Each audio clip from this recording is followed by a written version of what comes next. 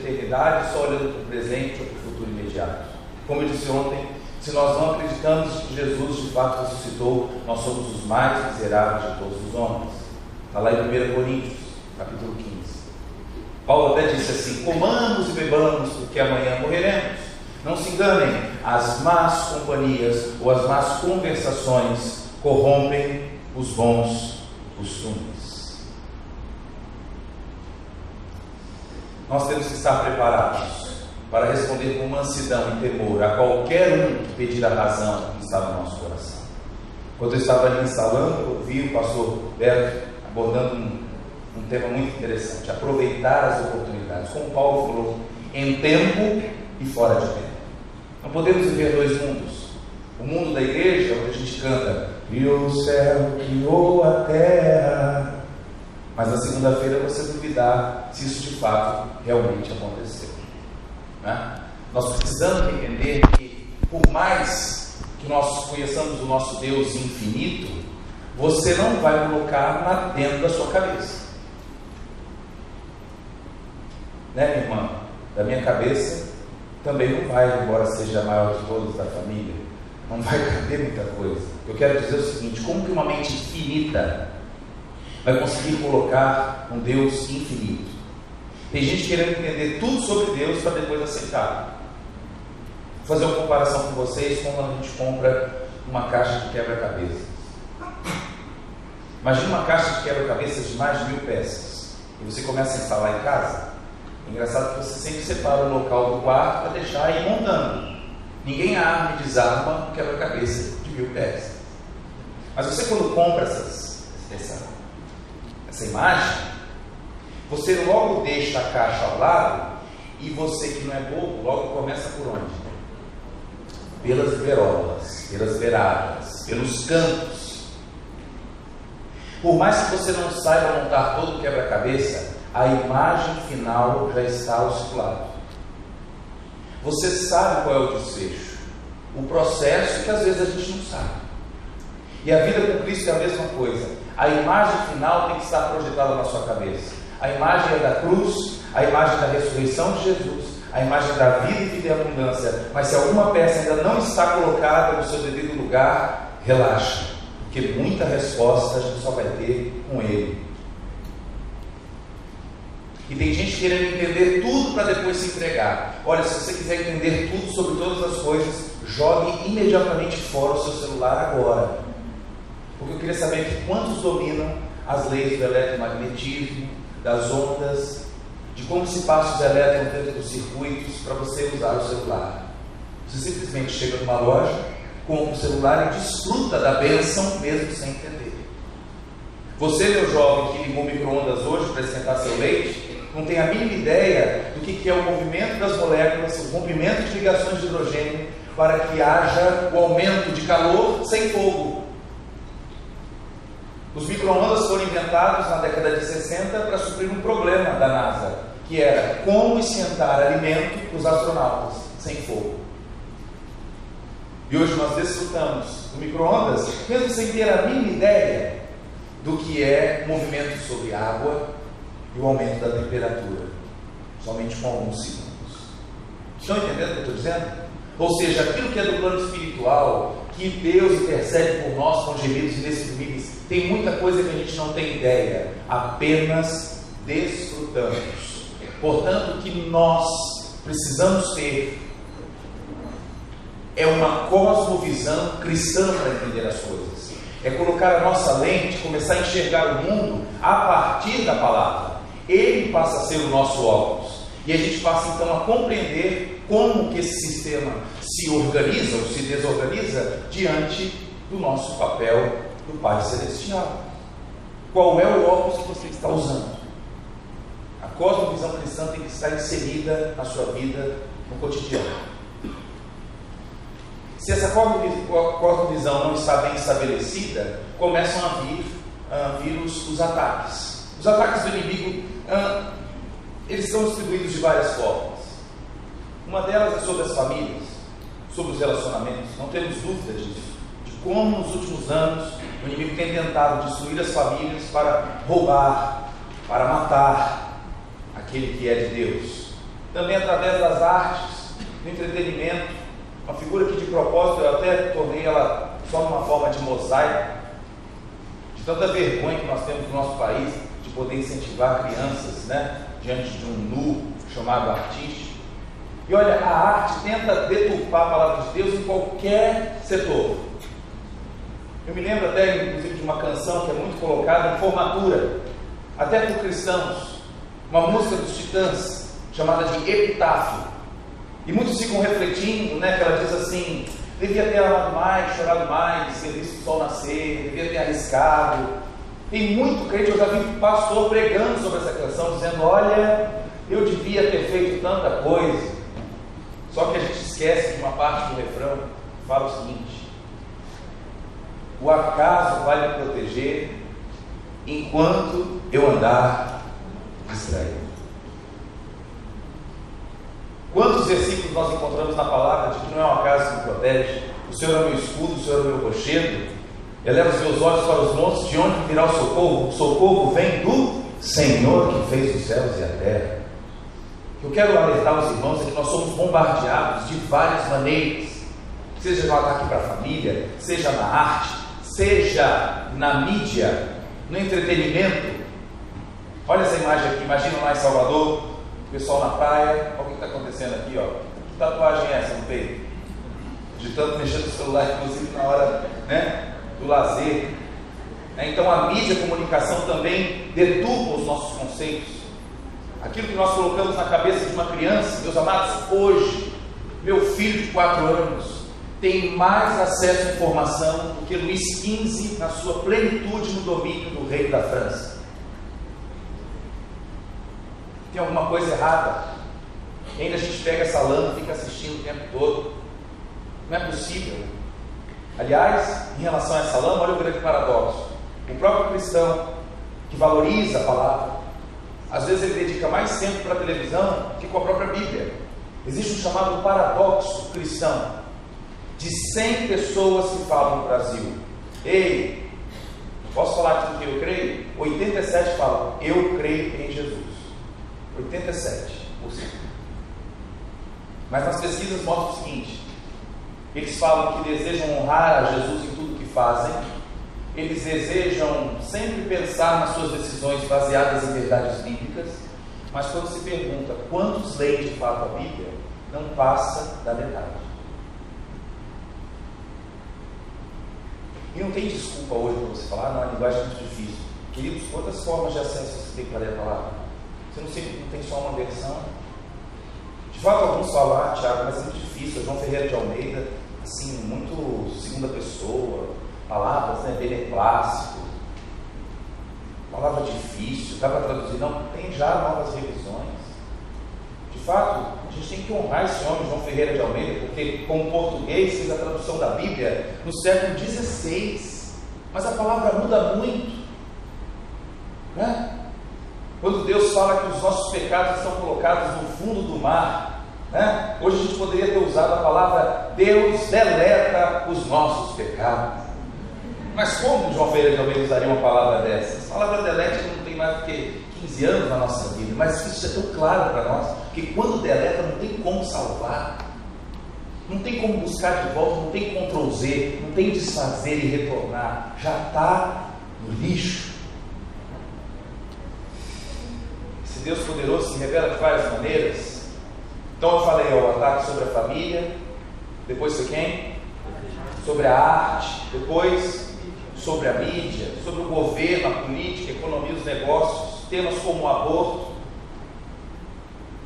Isso é para ser ventilado por quem?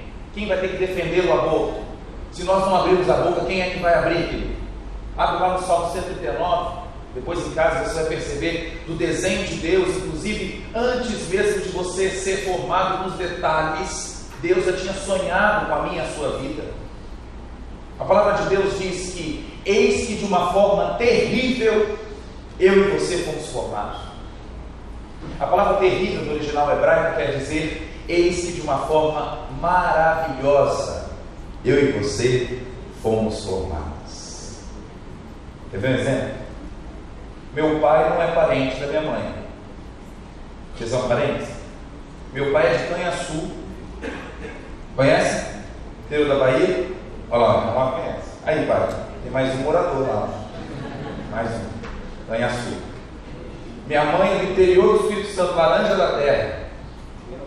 E os dois se conheceram no Rio de Janeiro. Aí ele fala, nossa, que acidente. Não, Jesus se desse, sabia das coisas. Aí os dois se conheceram, nasceu eu e as minhas duas irmãs. O engraçado é que, se um dia meu pai precisar de um rim, por conta de uma doação, o potencial doador não será minha mãe. Vão sempre olhar os parentes, irmão, primos, pessoas correlatas com a herança genética. Mas o interessante é que eu fui formado no ventre da minha mãe durante 9 meses, carregando um monte de pedaços do meu pai. Assim você também. O interessante é que eu e você não fomos rejeitados. Até hoje, a medicina tem dúvidas de como isso acontece. Por que nós rejeitamos um órgão tão fácil em tecidos transplantados, mas durante a gravidez nós somos protegidos desse processo? O que eu quero dizer com isso?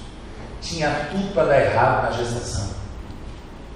E Deus, os seus mínimos detalhes, forma ponto a ponto. E nós temos atitudes de fé, mesmo sem perceber. Naquela conversa que a obstetra faz assim com você e fala, bom, na projeção aqui, o nascimento vai ser em julho. Você está na 20ª semana, está tudo bem, coração formado, os órgãos principais. Bom, essas conclusões que ela tem de data, isso é baseado em quê? É baseado numa série de eventos que já aconteceram. E ela então, mais uma vez, em atitude de fé, porque a prova, ou a certeza das coisas que não se veem, mas a firmeza, né? A certeza das coisas que se esperam.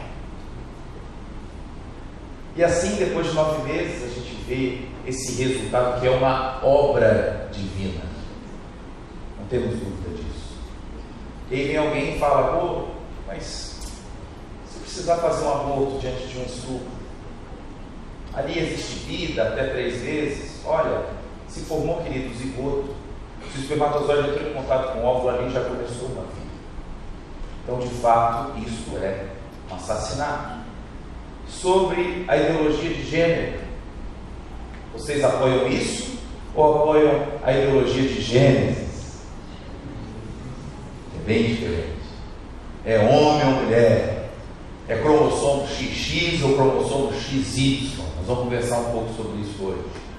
A perseguição religiosa, que ainda no Brasil não sofremos tanto, mas em outros países já é um caos. A militância homossexualista, que tem aumentado nos últimos 15 anos no Brasil de uma forma avassaladora. As crises, entre aspas. Interessante que qual é o papel do cristão em meio à crise? Olha para José, que diante da crise mudou uma história. Olha para a crise de Moisés, que mudou uma história. De Josué, de Daniel, de Sadraque, Mesaque e Abednego, do próprio Jesus, de Paulo. Qual é o nosso papel diante da crise? É murmurar? Eu acho que não. E às vezes o que entra na nossa vida também é isso aí, ó, a alta carga tributária. Todos aqui sabem que o Brasil é um dos principais no mundo. Inclusive já estamos pensando se as igrejas, com as suas receitas, vão ter que contribuir com os impostos. Aliás, essa é uma forma muito peculiar do inimigo nos assolar. É botar a gente para trabalhar mais. Se você abrir no livro de Êxodo, no capítulo 5, quando o povo começou a querer sair do Egito e ter a sua nova história, qual foi a estratégia de Faraó para com o povo? Ele falou, para com isso, vai pensar em outra coisa. Não. Foi simples. A saída foi, vamos dobrar a carga de trabalho do povo. Se era para fazer parede aqui com tijolo na frente deles, eles vão ter que fazer o tijolo para depois fazer o muro. A estratégia é simples. Botando o povo para trabalhar mais, não dá tempo de pensar naquilo que te liberta.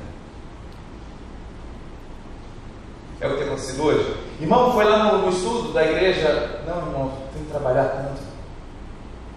Foi no curso de oração? Não, irmão, eu tive que resolver outra coisa. E a gente vai esquecendo daquilo que é o principal e até esquecendo um pouco do que Deus falou: buscai primeiro o reino de Deus e todas as suas coisas serão adicionadas, acrescentadas na sua vida. Infelizmente também existe o papel da igreja, da religião, lobos em pele de cordeiro, que pregam apenas o liberalismo, esquecem de Jesus, falam da prosperidade de uma forma surda, fala-se sobre o sincretismo, a decepção, a apostasia e a destruição, inclusive dos próprios membros. Que paradoxo, né? Os irmãos sabem o que é isso? Isso é um ringue colocado numa igreja lá em São Paulo. Então o culto acontece e, terminando o culto, tem um monte de jovem que espera um campeonato de UFC, de vale tudo dentro da igreja. Então parece que eles querem remontar todo dia a guerra entre Davi e Golias, né? Isso aqui não é bobagem, não é mentira, chamado Ringue da Salvação. Você pode buscar lá nos sites chamados Gospel Prime. Então, a igreja promovendo eventos de luta para poder atrair os jovens.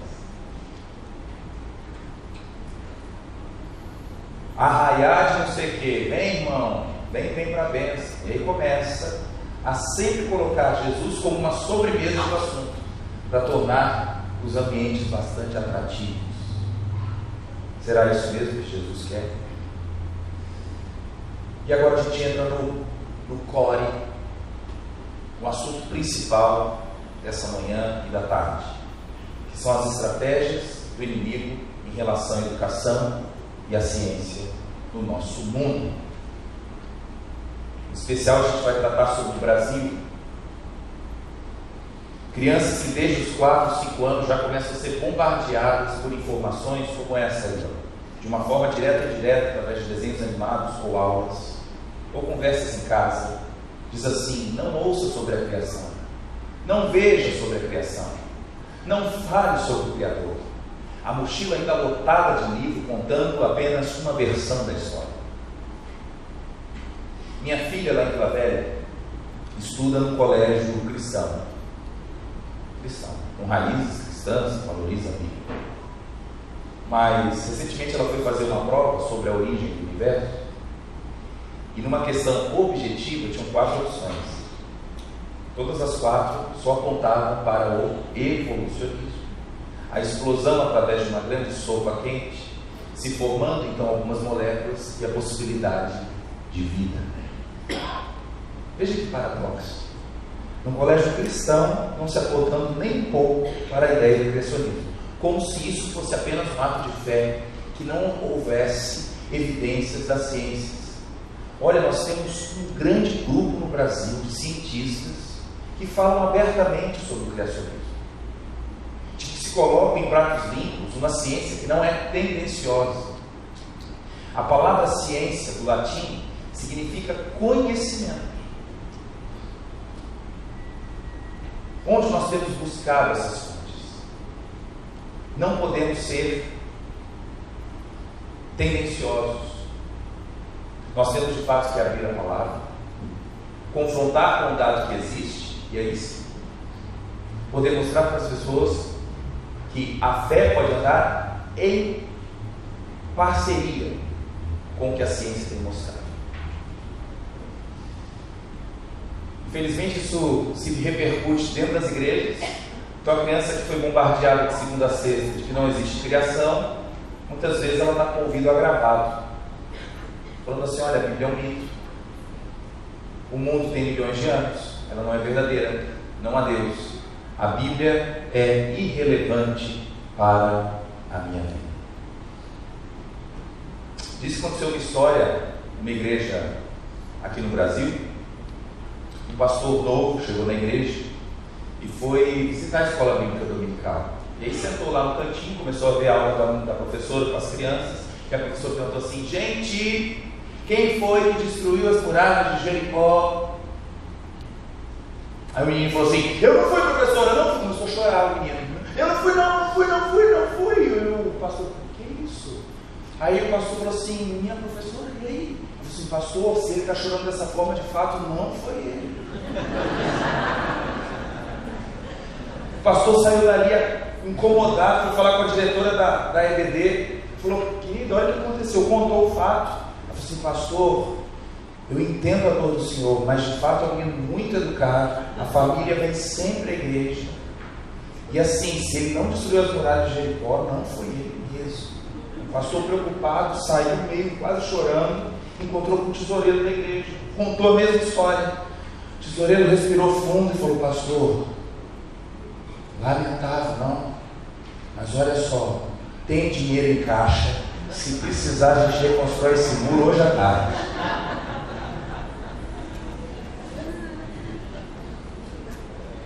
Vocês estão entendendo? Às vezes é muito ativismo, é muito oba-oba, é muito mas a sedimentação da palavra, ela está muito rasa, muito rasa.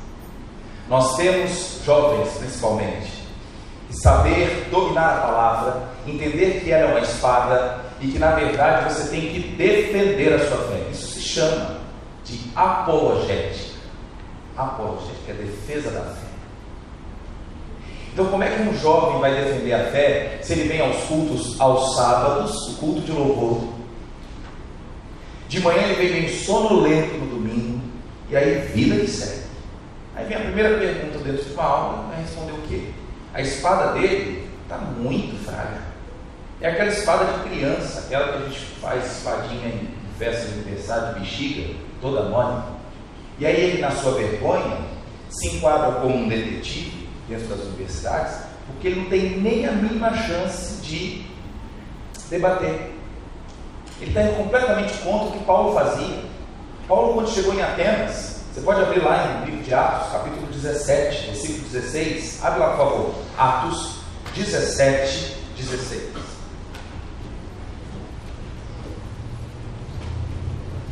Atos 17, 16. A atitude de Paulo, querido, ela tem que ser algo como realidade para mim e para você no nosso dia a dia. Paulo chegou em Atenas e diz assim: e enquanto Paulo os esperava em Atenas, o seu espírito se comovia em si mesmo, vendo a cidade tão entregue à idolatria. Eu vou parafrasear esse versículo aqui, dizendo o seguinte: enquanto Tiago, Beto, Geval, Tássia, João, quem for, os esperava em Lauro de Freitas, o seu espírito se comovia em si mesmo, vendo a cidade tão entregue à idolatria. Eu não estou falando de idolatria só de imagens, não, de Senhor do Bonfim, de santo não sei o quê. Eu estou falando de idolatria que às vezes é a própria ciência. Imagina Paulo naquela situação, taquicárdico, observando aquele povo adorando um monte de deuses, e tinha um local que estava escrito: ao Deus desconhecido. Paulo fala: é agora que eu prego para esse povo aqui, e vou contar então qual é a história de Deus. O Deus que deu a respiração em todas essas coisas, ele tem que ser louvado. O Deus que eu estou pregando aqui é aquele que pode transformar a sua vida. Interessante que depois da pregação de Paulo, não houve uma conversão de 3.000, como na descida do Espírito Santo lá no livro de Pentecostes, lá no capítulo 2. Existiram ali pessoas que não entenderam o que Paulo quis dizer. Inclusive ele teve que sair dali um pouco corrido. O que a gente aprende com isso? É que você, querido, tem sementes para jogar, mas você não sabe qual que vai germinar. Lembra da história de Jó? Sobre Billy Graham? Muita semente jogada, mas com uma semente gerou-se uma árvore enorme, para que depois outros pudessem ver a grande mão poderosa de Deus. Portanto, pregue em tempo e fora de tempo, porque as pessoas gostarão de ouvir fábulas que agradam aquilo que vem para o ouvido. O Espírito Santo tem havido assim um grande mover de Deus, mas alguns entendem o mover de Deus com outras estatísticas, pastor. São quantas pessoas vêm aos cultos, são quantas pessoas têm se colocado no hall de membros. Em muitas igrejas que têm crescido, a palavra que é disseminada é apenas uma palavra de que Deus dá, Deus reverte a situação, é sempre o Deus da autoajuda, mas não é valorizado a ajuda mesmo que vem do alto, um Deus transformador de todos os aspectos. É preciso retomar o espírito de Paulo, que tinha um coração unido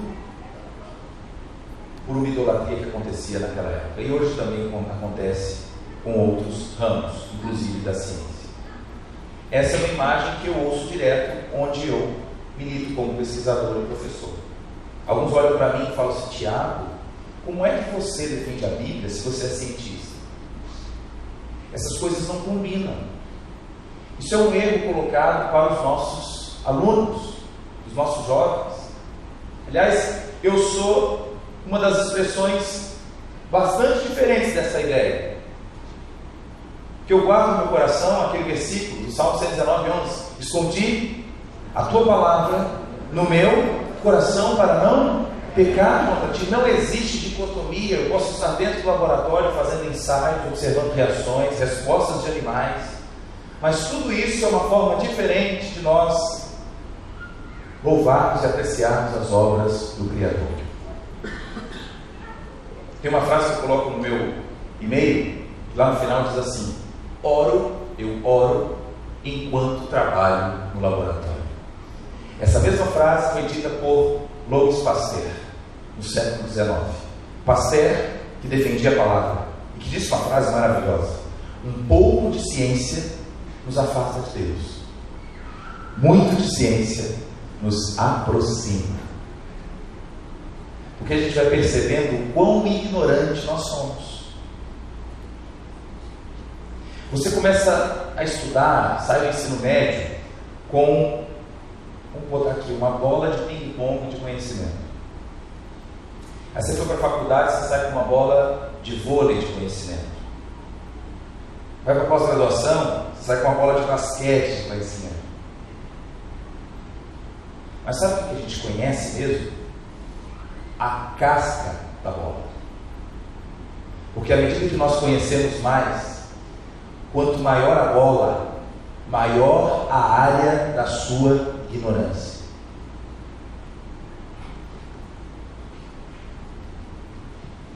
Por isso que Salomão diz que muito estudo é só canseira e enfado. Estou dizendo para você não estudar, que eu já vi jovem falando: Tiago, não é para estudar não, é só canseira e enfado, não vale a pena. Não.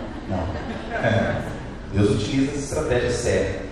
O que eu quero dizer é que quanto mais a gente conhece, mais dúvida vai pintando na cabeça.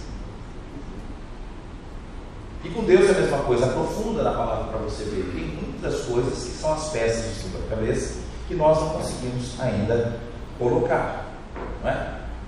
Então, me lembro de Hebreus 12:1, que diz: portanto, também nós, considerando que estamos rodeados por uma tão grande nuvem de testemunhas, vamos nos desembaraçar de tudo que nos atrapalha e do pecado que nos envolve, e corramos com perseverança a corrida que está proposta. Vamos, todo mundo, vamos correr. Agora, quem é meu alvo? Eu estou me livrando de um monte de baratos, de pecados, mas eu estou rodeado de um monte de gente que está comigo. Tem muita gente correndo comigo, e não é só nesse século não. Se você perceber, eu tenho aqui uma infinidade de pesquisadores que defendiam a palavra e tiveram seu registro como cientistas sérios no nosso mundo. O primeiro deles, chamado Francis Bacon. Francis Bacon estabeleceu as regras da metodologia científica.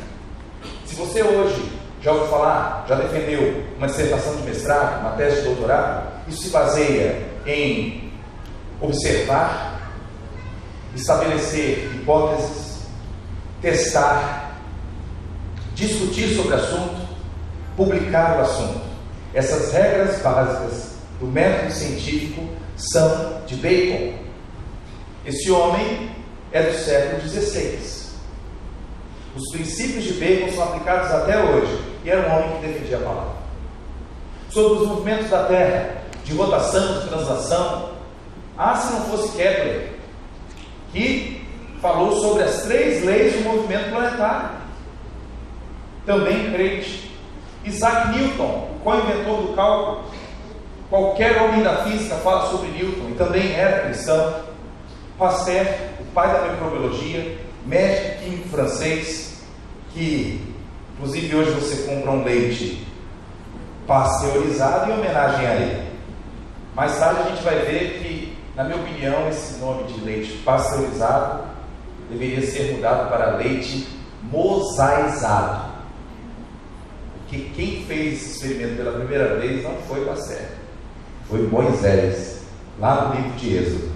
Nós vamos ver isso hoje. Você quer assistir essa parte? Você quer assistir? Você vai ter que ir à tarde trazer o seu amigo, tá certo? Vamos lá. James Clerk Maxwell falou sobre as leis da eletricidade e do magnetismo. Aqui, já no século XIX. E hoje se faz uma tomografia, uma ressonância magnética. Agradeça a Damadian, que também era cristão, e desenvolveu essa técnica na década de 60 do século passado. Quem pode ser o próximo a que carrega a Bíblia? Talvez eu esteja falando com muitos que estão aqui sentados. Então não há problema nenhum em ter uma vida. De segunda a sexta, falando sobre a palavra, pregando em tempo e fora de tempo. Às vezes nem usando palavras, apenas atitudes. Alguns, quando olham para as universidades, falam assim: nossa, aqui eu vivo dentro de um estado laico, eu não posso professar a minha fé, e aliás, a universidade não tem nada a ver com Deus. Eu estou colocando aqui para vocês um ranking das 10 universidades mais importantes do mundo, as top 10. Uma delas, chamada Universidade de Oxford, ela tem raízes cristãs. Começou a ser fundada por pastores. Comemoramos esse ano os 500 anos da Reforma Protestante. Ai, se não fosse Lutero para quebrar alguns paradigmas. O acesso à informação só pode ser pulverizado nesse mundo graças à Reforma Protestante. Isso qualquer ateu reconhece. 2 coisas que ajudaram muito a difundir foi a imprensa, através de Gutenberg, cujo livro, o primeiro livro a ser publicado no mundo, qual foi? Bíblia. Aliás, a palavra Bíblia, Biblos, que é coleção de livros. Coleção de livros. Agora, a expansão do Evangelho, ela se estabeleceu na Inglaterra, também, e por Cambridge, na Inglaterra, no MIT, nos Estados Unidos, Harvard. Muita gente vai falar de alguma universidade, lembra logo de quem? Sabe por que o nome é Harvard? Por causa de um pastor. O pastor, que está inclusive na capa lá, na cidade de Boston, ele é chamado John Harvard. A homenagem é sobre um pastor que sonhou em fundar uma universidade.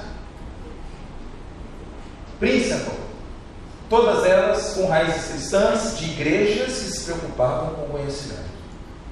Então essa ideia de que a igreja é um grupo de povo tapado, que só fala de fé e não sabe de ciência, estão muito enganados. Nós valorizamos sim o conhecimento. O ponto é o seguinte, é que os conhecimentos vêm, as evidências aparecem, mas nós temos que passar pelo crivo da interpretação. Os irmãos estão vendo imagens agora de que normalmente não está na Rede Globo, mas são frutos de trabalhos de historiadores, pessoal da paleontologia, e recentemente foi mostrado isso na comunidade científica. Eu queria ver um biólogo falar sobre esse assunto aqui, que dá aula no ensino médio falando: gente, olha, os fósseis foram formados por milhares de anos. Então o fóssil foi decantando no mar, decantando, chegando no fundo, e ao longo de milhares de anos a Terra foi revolvendo, e aí deixando aquele material íntegro, intacto, debaixo da Terra. Vocês, quando assistem um jornal aqui de Salvador, falam assim: jovem não foi encontrado no mar, a família procura desesperadamente pelo jovem. Quando acha esse menino depois de 2, 3 dias? Primeiro, o menino está intacto? Dificilmente. Às vezes já está sem orelha, sem perna, sem braço. Uma baleia, quando morre, você acha que ela vai descendo do fundo do mar e ali ocorre? Isso parece ser tão óbvio, mas é isso que é falado para os nossos jovens. De onde veio o petróleo? O petróleo veio dos fósseis. Sim. E como é que eles são formados? Ao longo de milhões de anos. Quando nós encontramos os fósseis, geralmente as imagens, é como se fosse um print screen da tela. Não é essa print screen do computador? Eu quero copiar o que está na tela. Print! Parece uma foto.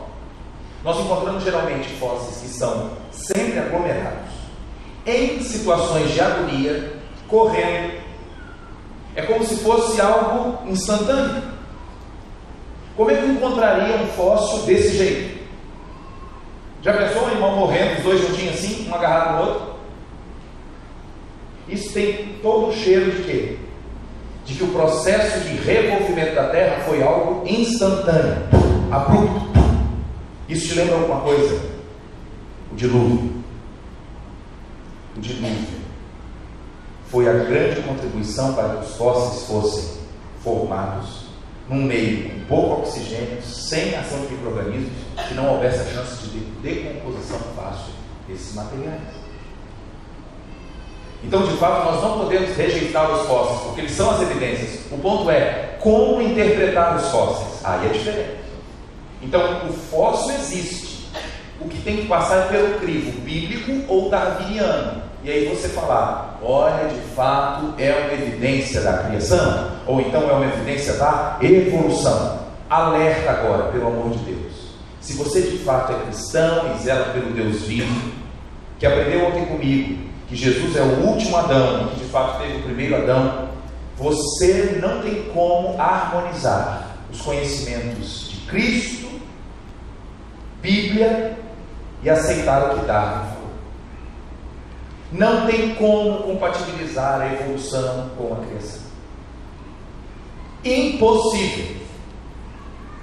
Qual é o problema? Primeiro, se você acredita na evolução, então se nós somos formados por primatas, muitos primatas ao longo do tempo morreram para que novos fossem formados. Peraí, mas a morte só veio a partir de quando? Do pecado. Mas então teve morte antes. Você já está abolindo um dos fatos que é crucial para a nossa condenação. O pecado nos trouxe a morte. E Jesus reverte o problema da morte através da sua vinda e da sua salvação. Veja, você coloca em xeque a grande essência de Jesus na minha e na sua vida. Nós vamos conversar um pouco sobre evolução agora. Eu sei que eu vou destruir um muro de verdades que você teve ao longo da vida. Mas talvez alguns tijolos você vai botar de novo, outros você vai jogar no lixo. Vou falar de fato, isso não faz parte nem da ciência. Vocês estão prontos? Então vamos embora. Vamos lá. Isso aqui é uma imagem de um metrô construído no Rio de Janeiro, na construção do metrô no Rio, agora na época da Copa. No meio da construção, um pedreiro, na hora que foi tirar a terra, encaixou a pá num lugar meio duro. Falou, o que tem aqui dentro? Aí achou não apenas terra, ele achou pinicos e achou pedaços de azulejo. Logo correram, chamaram o IFAM, o pessoal da história, arqueologia, todo mundo, opa, que interessante. Esses azulejos são característicos do desenho português. Os pinicos podem ter sido também por causa de portugueses ou franceses que viveram no século XVIII no Rio de Janeiro. Muito bom. Ou seja, através de um registro, eu tento conciliar isso com a história, não há problema nenhum nisso. Agora vamos imaginar a nova hipótese de um novo historiador. Sim, eu já acho tudo diferente. Vou fazer então o historiador Silvio Santos. Eu já acho tudo diferente. Eu acho, na verdade, que ao longo de milhões de anos, esse azulejo foi formado através da associação de moléculas e foi se formando o tijolo, inclusive a florzinha. E o pinico também. Eu acho que o pinico foi formado ao longo de milhões de anos. Não parece engraçado? Parece engraçado. Mas o interessante é que essa fala é dita para mim e para a sua vida, de que nós somos resultados de uma explosão que se organizou e ao longo de milhões de anos tudo se ajeita. Faça esse teste em casa, pega uma panela de pressão, tapa o buraquinho dela e deixa explodir. Deixa. Espera alguns anos para ver se dá uma ajeitada naquilo que explodiu. Não tem nenhuma explosão nesse mundo que gera organização, harmonia. Isso é contra a lei da própria física. É como se eu jogasse um monte de letrinhas para cima e eu formasse agora uma enciclopédia perfeita com as ordens das letras, letra por letra.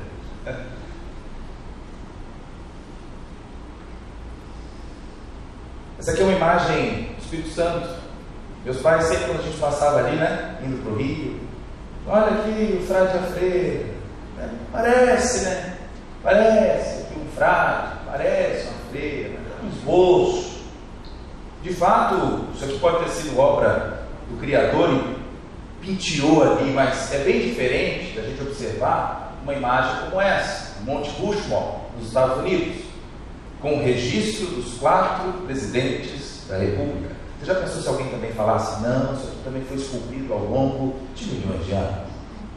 O nariz, inclusive, por coincidência, a cara dos presidentes da República. Eu estou falando de rocha, eu estou falando de boca que não abre, de nariz que não cheira, de olho que não vê. E o corpo humano? E uma formiga? E uma célula? Será que é possível formar vida dentro de um laboratório? Nunca. Só se gera vida a partir de vida.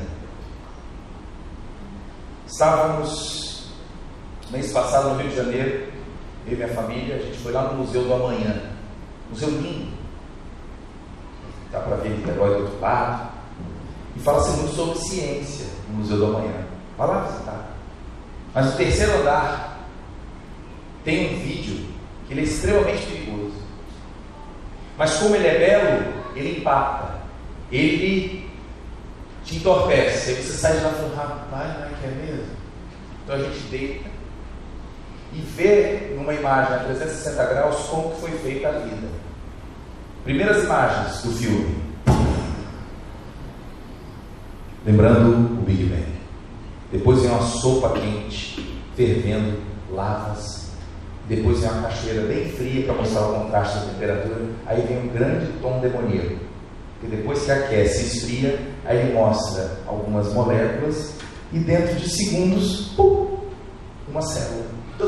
2 células, 3, 4, se formando então a possibilidade de vida. Isso nunca foi mostrado experimentalmente. Nunca. O que nós fazemos através de vida é com o precursor vida. Inclusive no livro de Êxodo, quando o faraó determinava as pragas, os feiticeiros sempre tentavam repetir. Teve uma que não deu certo. Foi quando os feiticeiros tiveram a praga dos piolhos, eles não conseguiram repetir os piolhos. Tem que mexer com vida, isso aí a gente não faz. Enquanto era só reação química, era possível. Tá? Bom, então nós vamos vendo os dados. Te mostrei a arte de novo, museu falando bobagem, artigos científicos, esse aqui publicado recentemente numa revista chamada Nature. Uma revistinha muito boa, para o mundo inteiro. O título dizia: fibras e estruturas celulares preservadas num dinossauro de 75 milhões de anos. O que foi descoberto neste animal mesmo? Dentro de um pedaço de osso, esse osso foi partido, era um pedaço de costela, e nessa costela foi visto este registro. Sabe o que é isso? Está vendo aqui um desenho, uma circunferência? Isso são glóbulos vermelhos, são hemácias, presentes no interior dos ossos desses dinossauros. Não acharam apenas células, mas acharam, por microscopia eletrônica, estruturas de proteína preservada dentro de um osso. Este é um fato inegável. Diversos trabalhos têm mostrado isso. Quando se parte o osso do dinossauro, ainda se encontra material vivo lá dentro. Detalhe, não estava congelada a amostra. Ela estava até preservada de uma maneira muito aquém para se manter tanto tempo vivo. Aí eu me lembro uma vez que eu comprei um pedaço de picanha, tirei rápido as coisas do carro, lembra?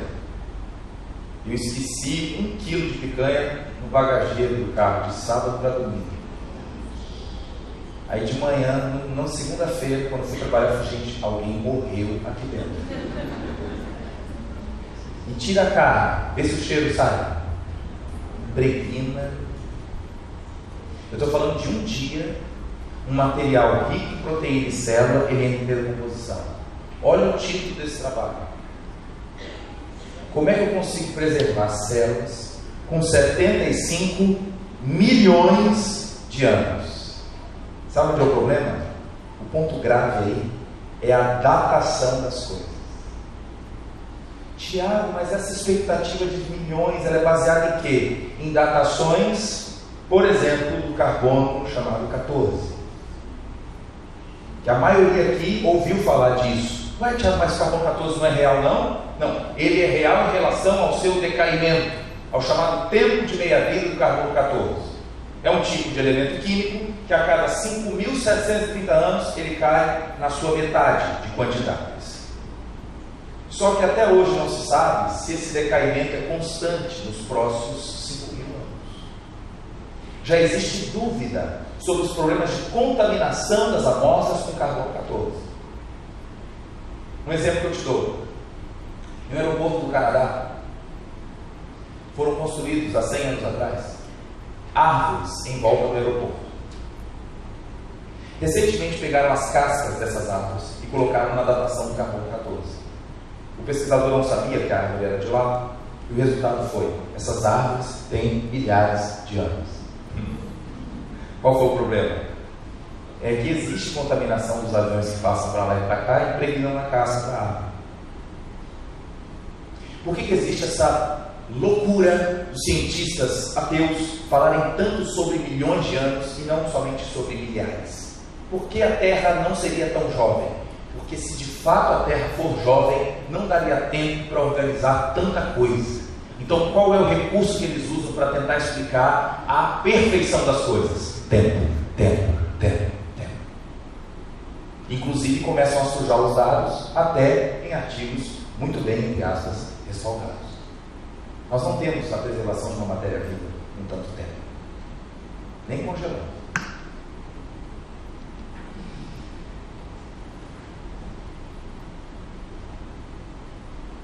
Já que você viaja muito, você está falando de dinossauro, você pula para carro de Fórmula 1. Você é doido? Você olha para um carro desse, de tecnologia plena. Hoje, um pit stop acontece em 4 segundos. Na nossa época que a gente assistia a Ayrton Senna, um pit stop de 8, 9 segundos já era muito bom. Aliás, a gente gostava quando chovia, né? Para poder dar uma aproximada e dar certo. Mas o pneu tem que ser trocado porque as ranhuras aumentam a área de contato e diminuem a chance de escorregar. Aumenta o atrito. Gente, mas que tecnologia perfeita. Em 4 segundos troca. Não sei se você saindo da praia ou da piscina ou lavando roupa em casa, percebeu os seus dedos que enrugam só nas pontas. Aliás, já pensou, mulheres, que caos seria você sair da piscina toda enrugada, hein? Não teria mulher na praia no verão. Porque na visão simplista, se um filho seu perguntasse: pai, por que o dedo enruga? Eu falei: meu filho, porque molha. Porque molha, meu rosto molhou e não enrugou. Você já percebeu que são somente as pontas dos dedos? E detalhe, não é brincadeira de pólen ou de barro que você troca a ponta do dedo. Enquanto molha, o dedo molda. Depois que seca, volta ao normal. Não precisa nem de pit stop. E não é só a ponta dos dedos das mãos, dos pés também. Aumentam a área de contato para evitar que escorregue. Isso inclusive foi publicado recentemente em uma revista de um povo da Austrália.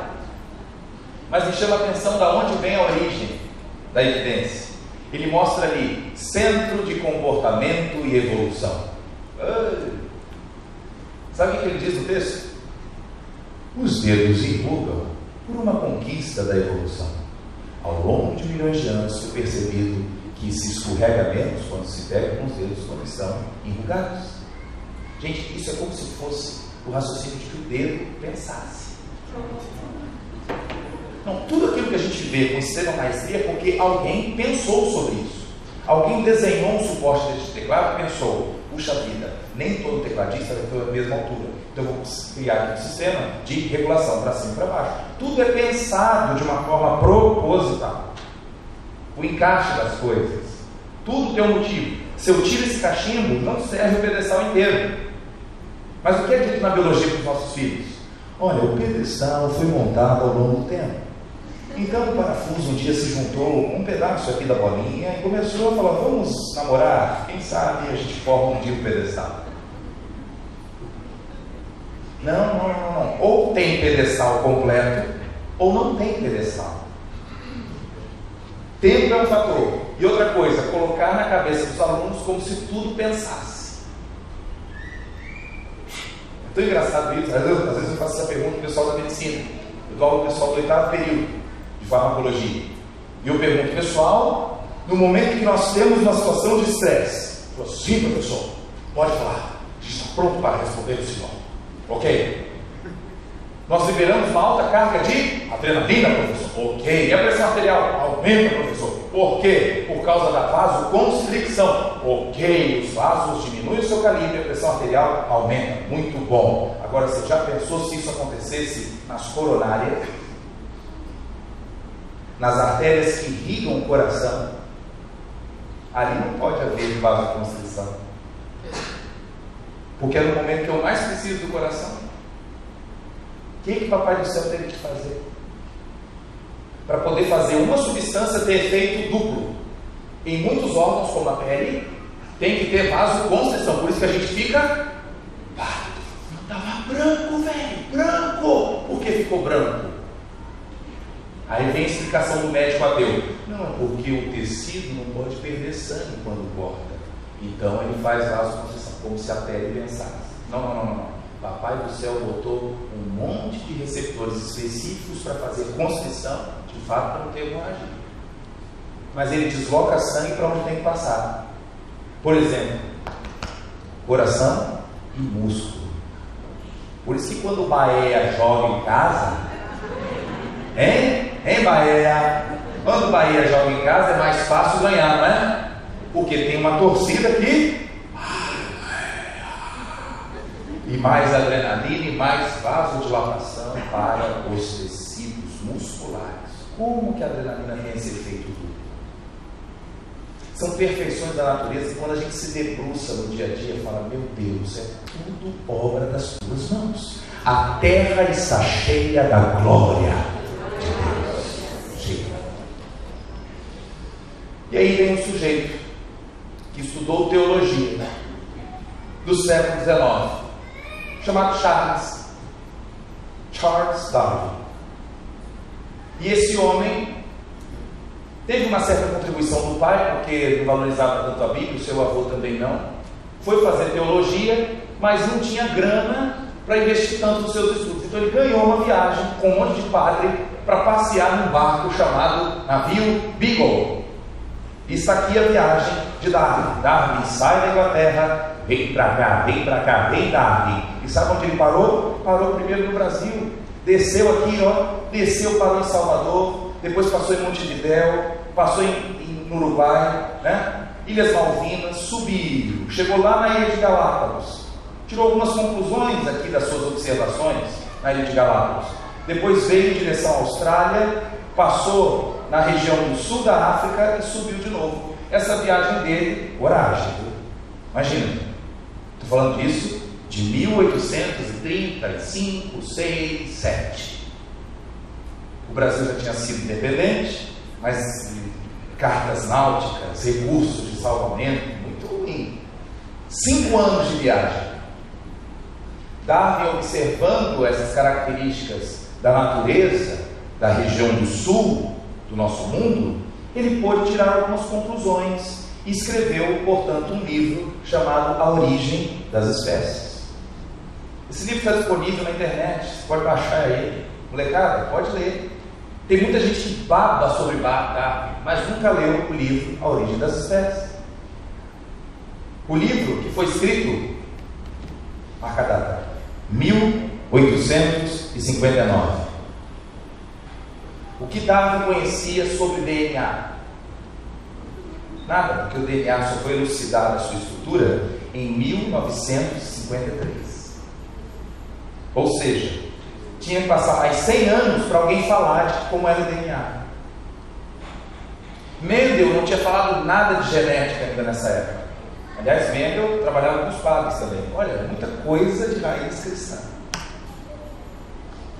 Me chama a atenção o primeiro capítulo do livro de Darwin. Olha o que ele disse na primeira página do seu livro.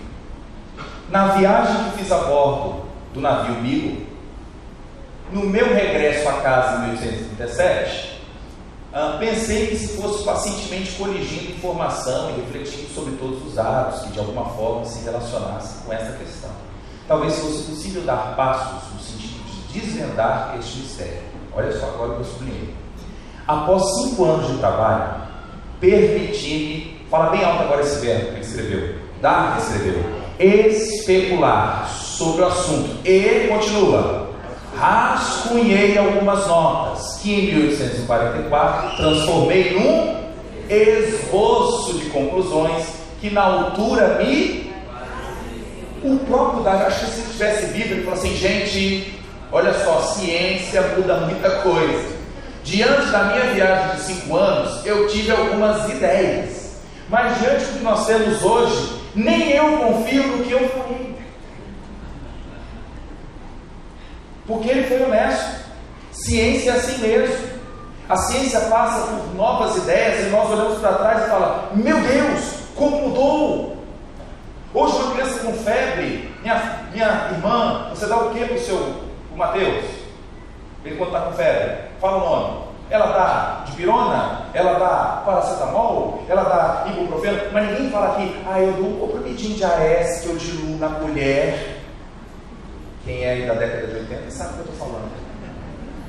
Pegava um comprimido de AS, amarelinho, às vezes dava para a criança como bala, falava, chupa esse trem aí, joá. Mas hoje, o ácido acetilsalicílico, ele é contraindicado em qualquer suspeita de uma febre, porque pode ter dengue na história.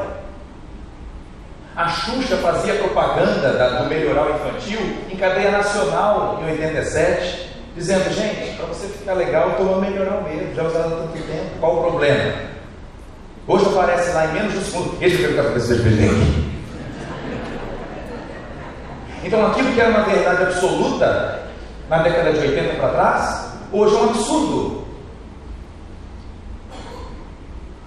Pressão alta. Você acha que seus avós ficavam assim, minha pressão, como é que está minha pressão? Será que está alta? Será que está baixa? Só se foi falado sobre hipertensão mesmo no Brasil a partir de 89. Antes disso as pessoas nem tomavam remédio para pressão, nem sabia, que nada. Meu pai às vezes está perguntando, meu pai trabalhou muito tempo em farmácias, Tiago, na minha época tinha um medicamento novo chamado hidrocolo, tiazida, propranolol, atenolol. Hoje a gente tem mais de 30. Deixa eu te contar uma coisa. Até 1940, os médicos achavam que os idosos tinham que ter de fato a pressão alta.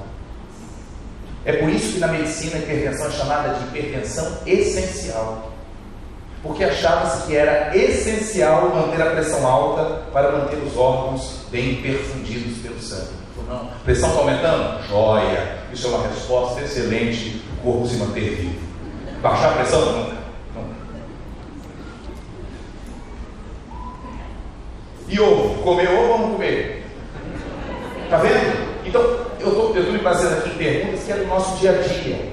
Agora, a palavra de Deus ela não muda, querido. Isso aqui é absoluto. A ciência é relativa. Então, você deve assim, eu só vou acreditar na Bíblia se a ciência quer dizer conhecimento.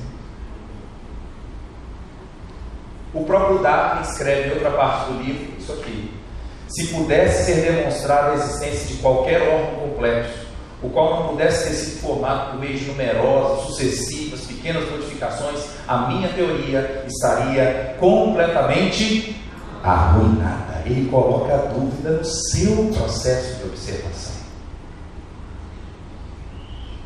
A gente prefere crer no que diz Isaías. Lê para mim bem alto, 45:12, por favor.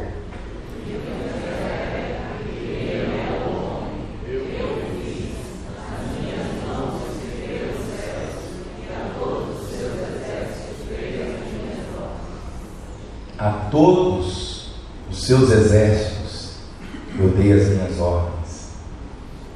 Em Isaías diz que Deus, cada estrela ele olha e chama pelo nome. Um dia eu fazendo castelinho com minha filha na praia, falei: filha, peguei um punhado assim de areia e falei assim: você sabia que nós temos mais estrelas no céu do que todos os grãos de areia da praia, de todas as praias desse mundo e todos os desertos? Eu falei: o quê? Só que a conta foi refeita e viram que nós precisamos de 3 planetas Terra para poder bater o número de estrelas. E Deus fala que chama cada um pelo nome. Vamos brincar de uma coisa? Eu falei: vai, dá um nome aqui para os grãos. Agora eu já confundi quem é o grão tal, quem é o grão que é. É isso mesmo. Tem uma música que a gente vai cantar daqui a pouco que diz isso. Fala assim: põe em fileiras os astros do céu e chama pelo nome, e diz ao mar a que te detenhas, dá forma aos montes. Soprou em minhas narinas a vida que devo a ele. Sonhou pra mim um sonho tão lindo, vivo pra ele. O que fazer diante de um Deus tão glorioso? O que dizer com palavras, se até a intenção conheces? Adorar, adorar, adorar e orar contrito. Adorar, adorar e prostrado ficar rendido.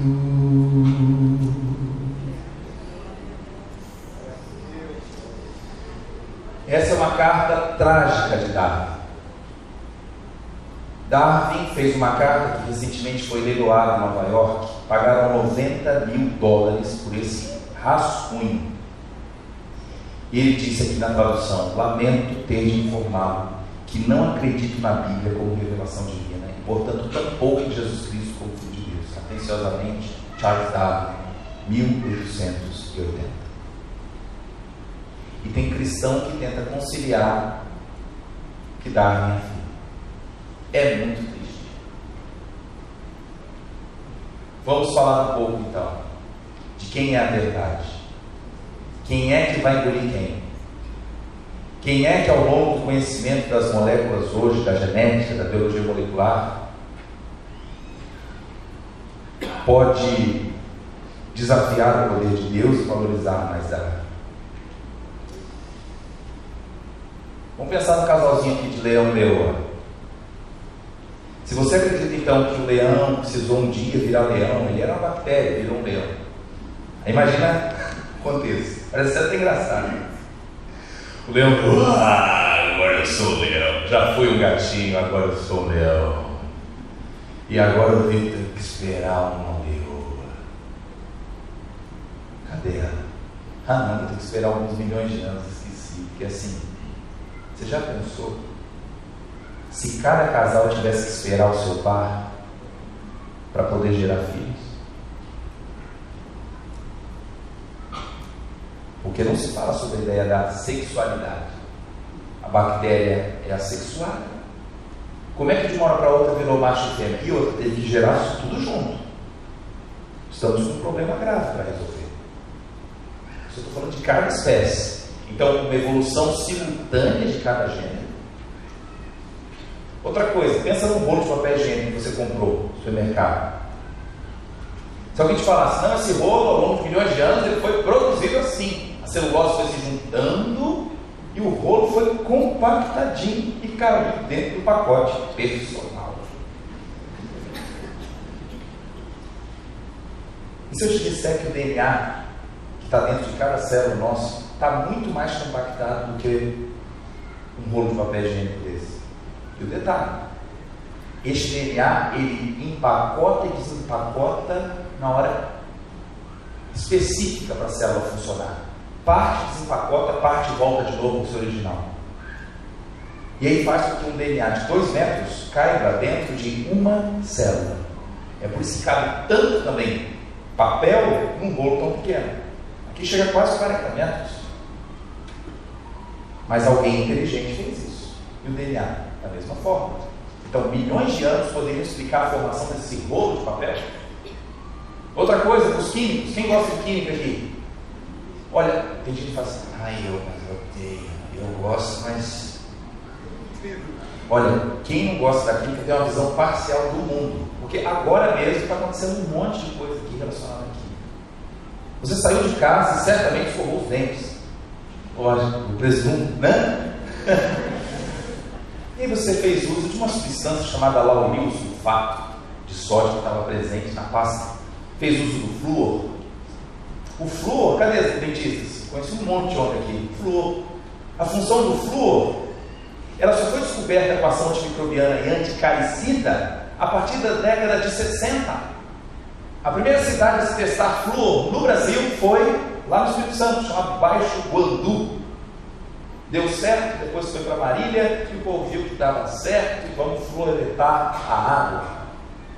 Mas o flúor nada mais é do que uma mistura de prótons, de nêutrons e de elétrons que estão ao seu redor. Cada átomo tem um desenho estrutural que é indissociável essas três estruturas. Agora a pergunta que eu faço para você em relação ao átomo. Atitudes como de roubo, estupro, agressão, ou amor, altruísmo, inteligência, moralidade. Como explicar esse cenário de revolta quando você vê alguém sendo roubado?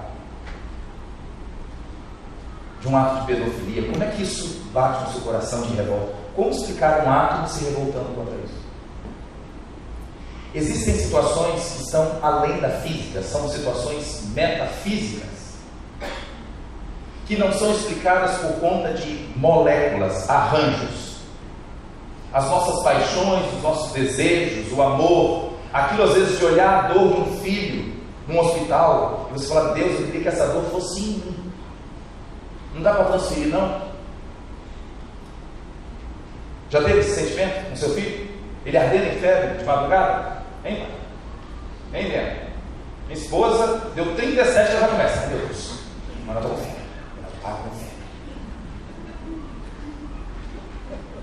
Mas essa essência de buscar a dor do filho, ela é de Jesus.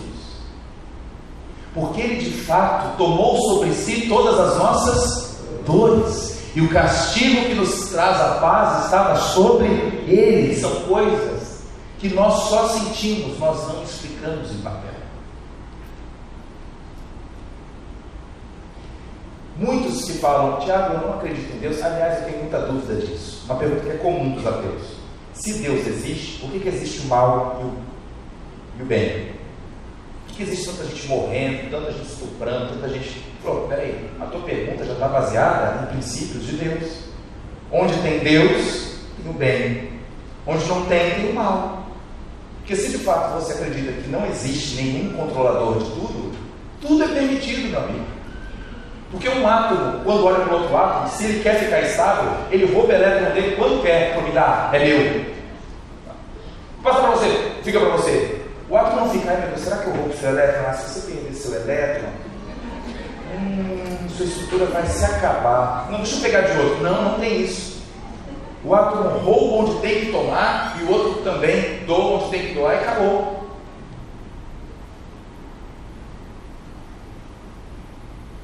Vamos ler comigo isso aqui. Onde estão publicadas as provas científicas originadas pela teoria da evolução? Um pesquisador chamado Mark Kirchner, fundador do Departamento de Biologia Sistemática de Harvard, olha o que ele afirmou. De fato, durante os últimos 100 anos, praticamente toda a biologia progrediu independente da teoria da evolução, exceto a própria biologia da evolução. Nem a biologia molecular, nem a bioquímica, nem a fisiologia levaram em conta a teoria da evolução para as suas descobertas. Darwin pode ter sapateado lá no caixão. Vocês estão errados. Cuidado, fique quietinho, fique com a sua teoria. A gente vai progredir na área de medicamentos, de nova evolução da medicina, mas tudo isso sem depender das suas afirmações. É apenas uma forma de jogar fumaça para aquilo que Deus fez em 6 dias. E no 7º ele descansou. Não fica pensando que Deus disse que um dia para ele pode ser 1000, pode ter sido milhões de anos mesmo. E aí Deus fez um negócio bem lento, mas lá Moisés já sabia muita coisa. Então Moisés sabia do calendário. Nós falamos de um calendário hoje anual por conta do movimento da terra. O dia de 24 horas, Moisés colocou como 24 horas mesmo. Porque o calendário egípcio também tinha cerca de 365 dias no ano. Algumas frases muito comuns, né? Eu sei a evolução, ela é verdadeira, porque nós vemos a evolução acontecendo em todo o tempo. Aí de propósito existe uma brincadeira ali na frase do professor.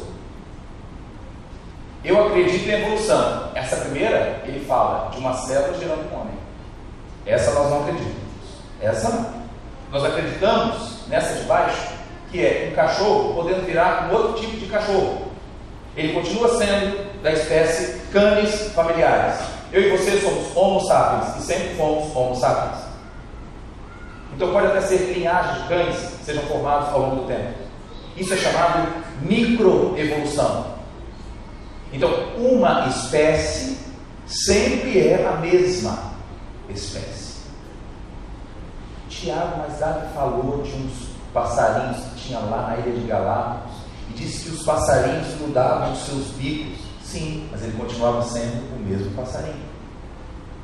O bico que mudou. Se eu pegar minha esposa, branquinha daquele jeito, botar ela para morar no Amapá, para trabalhar todo dia como carteira, daqui 2 anos eu vou mandar uma foto para vocês dela. Ela não vai ter mais essa característica branquinha, não vai. Porque ela tem chance de produzir melanina, talvez menos do que alguns de nós. Mas o meio faz com que ela passe a produzir mais melanina e tenha características diferentes. Se eu também pegar alguém bastante moreno e botar para morar na Noruega, tirar uma foto dele daqui a 3 anos, ele não vai ter a mesma cor de pele. Mas ele continua sendo Homo sapiens. Vocês estão entendendo o que eu estou falando? Então, a microevolução nós não negamos. O ponto é achar que nós viemos de uma bactéria. Isso nós não temos nenhuma evidência experimental, nem científica, como se fala nas aulas.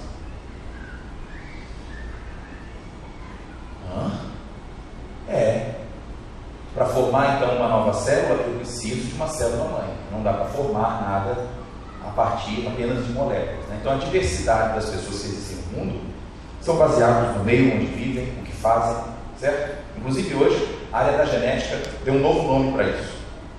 Se alguém gosta um pouco dessa área de medicina, eles têm usado muito uma expressão chamada epigenética.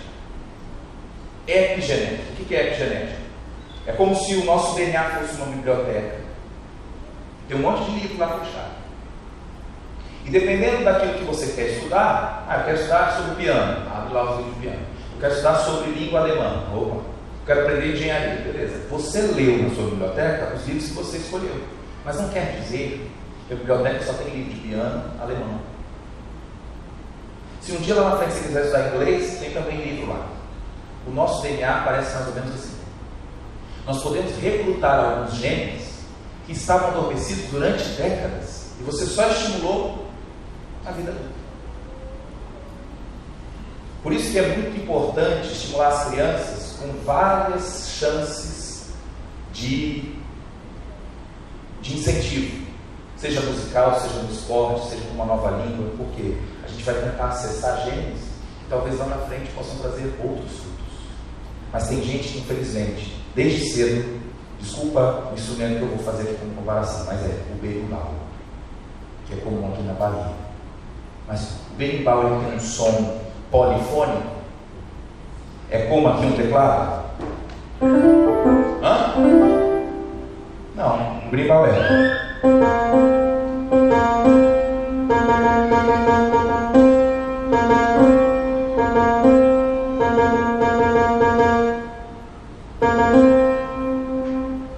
Estão entendendo? Ele não tem como oscilar para vários tipos de notas. Ele fica dançando sempre nas mesmas. Repare hoje em pessoas que adquirem Alzheimer com uma idade tão tênue. Homens com 55, 60 anos com problema de esquecimento grave. Vai buscar a história dele. É um indivíduo que lê pouco, inclusive a Bíblia. Ele não fala uma nova língua, ele nunca estudou. Ele tinha atividade rotineira de acordar, comer, trabalhar, voltar para casa, dormir. Sempre repetido. Aí você tem um monte de gente que ficam circunscritos naquela história. Aí ele fala, não sei o que está acontecendo comigo, acho que o cérebro está fraco mesmo. Sim. Por conta dos estímulos diferentes. A nossa máquina humana, a máquina celular, ela é perfeita. Vou mostrar alguns vídeos para vocês agora. A gente vai fazer algum intervalo, pastor? Ou é direto? Pode direto? Pastor, aqui é sensacional. Fora assim. Fora assim. Vamos lá. A gente olha aqui para este relógio suíço. Gente, que perfeição. As engrenagens tudo funcionando.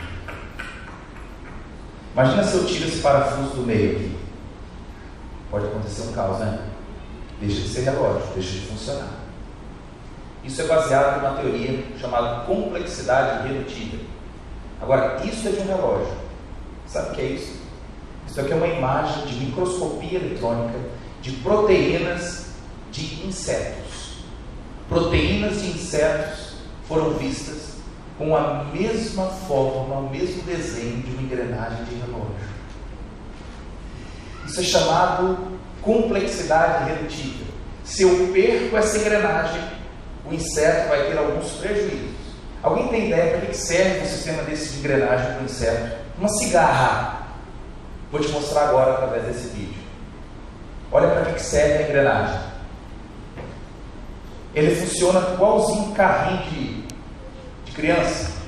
Ele trava aqui na frente, chega no máximo para travar. Pá! Para quê? Para a cigarra pular.